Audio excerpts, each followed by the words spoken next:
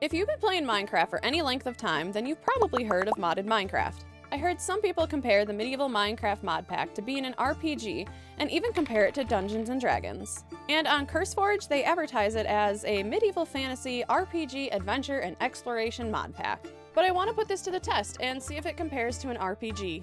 After 200 in-game days of playing this mod pack and getting a good feel for it, I figured the best way to see if this mod can hold up to the expectations of being a roleplay game would be a grading scale, and with a few categories to grade the mod on. I decided to use a simple A through F grading scale and chose 6 categories that I think are the main ingredients to any RPG. Character building, armor and weapon choices, exploration, main story arc, NPC interactions, and do your actions have consequences? My opinions are all subjective, so if you disagree with me, that's totally fine.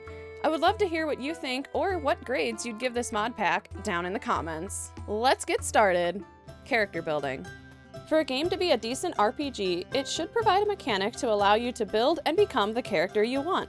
This is primarily done through selecting class and/or race, each with specialized abilities and things that certain races or classes excel at. For example, elves are great at being stealthy, light-footed, or have an innate magical ability. So, elves make for great rangers, thieves, or mages. In addition to race and class, the game should have stats that you can increase as you level up. If I want to be a hulking barbarian, I should be able to increase my strength and health as I gain more levels. Race and class selection and stat point allocations are considered the bare basics of character building. When you start up a new world in medieval Minecraft, you choose what is called an origin, and there are 33 to choose from. However, you really can't choose a class and your race. In other words, you can't be an elf race with a thief class. It's a one or the other situation, but at least there's some kind of option to play something other than a human. This mod also has stat point allocation mechanics. If you level up, you get points that you can increase certain stats: strength, constitution, dexterity, intelligence, and luck. And you get increases to different modifiers based on which stat you increase. And this mod doesn't stop there. There is a profession mechanics that you can choose to increase your proficiency in. Depending on the profession, it can give you a boost to health, movement speed, or even luck. Overall, I'd give this mod a B+ in the character building category. I think if you could pick your race and class, this would have been an A. Moving on to the weapon and armor choices.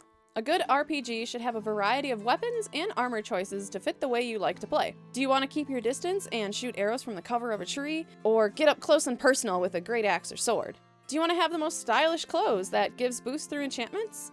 Or do you want to have the strongest armor of all and become an immovable mountain? Whatever your preference, there should be weapons and armor to accommodate.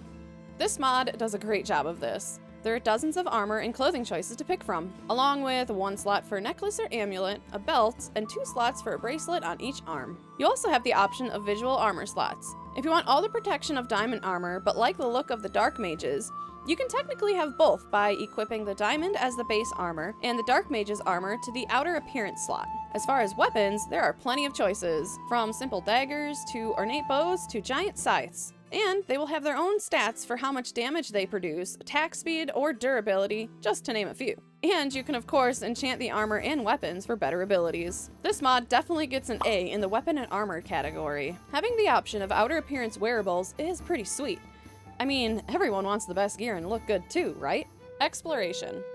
Not to feel railroaded in an RPG, players should be able to move freely in the world and feel like everything can and should be explored. And conversely, punish players for exploring dangerous areas not suited for their levels. This is how you feel a part of the world, and not just playing within the designated area with world boundaries. This mod certainly does that. Minecraft itself has no boundaries. The world goes on forever, but unlike vanilla Minecraft, there are a lot of structures and places to explore. Even after playing 200 days, I still feel like I barely scratched the surface of everything this vast open world has to offer. Between the mods that give you more biomes and structures and more dimensions to travel to, you'll probably never run out of places to explore.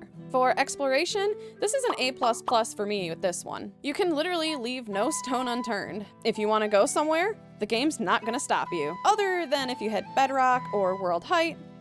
Okay, fine, I'll take a plus away for that. The main story arc. This is the secret sauce to any RPG. While endlessly exploring does have its appeal, even that gets boring after a while if it doesn't help drive a plot point. Sure, we've all gotten lost with side quests and spent countless hours roaming the countryside, but there was always something that kept pulling us back to make all the side quests and exploration meaningful. What's your destiny in the game? Are you the hero that ends a civil war? The chosen that slays the dragon and saves the country from annihilation, or an outcast that banishes monsters and demons back from whence they came. The main plot point gives everything you are working toward in the game purpose and meaning. Getting stronger and acquiring the best gear is meaningless if there's no reason to do it. And this is where I feel like this mod starts struggling to hold up.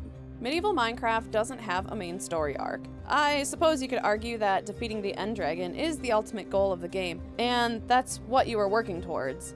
But is there really a need to defeat the End Dragon story-wise? Just like vanilla Minecraft, there is no plot to follow. Nothing to reward all the character building, stat boosting, and exploring you spent countless hours doing.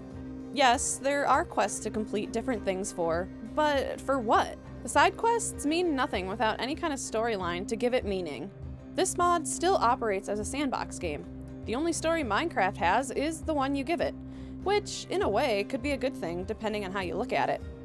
But if we were going to compare this to an RPG game, I'd have to give this mod an F.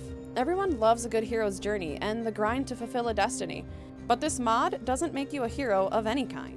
Non-player character interactions. This next one almost goes hand in hand with the last category, because you can't have a good story without some NPC interactions along the way. NPCs, I think, are essential to any RPG. They can help or challenge you throughout your journey. They provide ways to do side quests and learn more about the world that you're in. In some of the more heavier RPGs, you can create relationships with NPCs that, depending on how much they like or dislike you, can influence the storyline. If you played any amount of RPGs, I bet there's at least one NPC that made the game more memorable. Everything's for sale, my friend. Everything. Again, I don't feel like this mod can hold up to other RPGs. Other than villagers, wandering traders, or pillagers, there aren't any NPCs that you can really interact with to help guide or hinder your actions in the world. Which makes one wonder, if there's no main storyline, do NPCs really serve a purpose?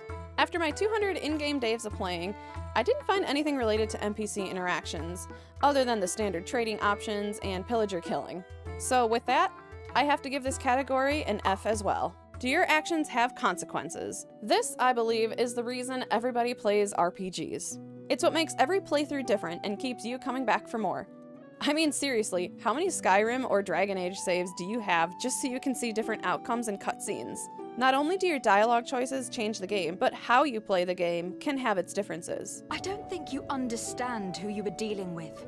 If you steal and are caught, do you get a bounty? If you take the mountain pass versus a well-traveled road, do you uncover some secret information that unlocks a new voice line option? Having consequences to players' actions is what makes every playthrough personal to that player. On your head be the consequences, Seeker.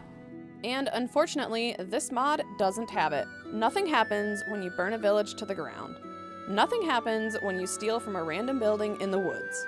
Your gameplay, for the most part, is neutral. The only consequence in the game is if you look at an Enderman the wrong way. Without a storyline or helpful NPCs, your actions in the world pretty much mean nothing. So I have to give this mod another F. Even though this mod can't really hold a candle to the majority of mainstream RPGs, it does give you that RPG feel while still being true to Minecraft. The medieval Minecraft mod pack is still fun to play even though it lacks half the components for an RPG. There is so much to explore and discover, and the quests, as basic as they are, still give enough of a challenge and provide something to work towards when you play. But I think that's the beauty of Minecraft. The story is whatever you make of it, and the only plot to follow is the one you create. Looking for some more Minecraft content? Check out this video right here.